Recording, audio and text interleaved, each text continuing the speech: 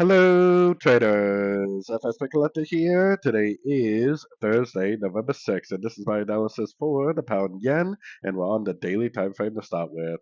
So on the pound yen, I still think this whole move down right here is just a pullback to this last move up.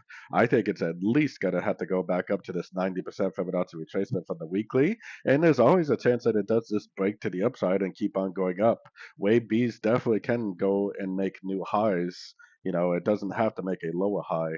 So going down to the 1 hour time frame, we definitely got a nice break to the upside on these sort of time frames. We had a nice break to the upside yesterday.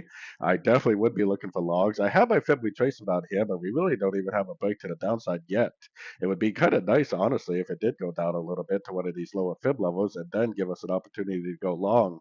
I think the break of structure way up here is what's really going to confirm that this right here is the bottom of a pullback on the higher time frames. Until we actually get this break of structure, we do have to realize that this move up possibly could be a pullback to this last move down. So just be aware that, there's no real confirmation that we really are going back up yet. But just based on our daily time frame Elliott wave analysis and Fibonacci analysis, I still think there's a very good likelihood that we are already potentially back into the uptrend. So anyways, don't forget to check out my website linked over here in the corner. And as always, thank you for watching and happy trading.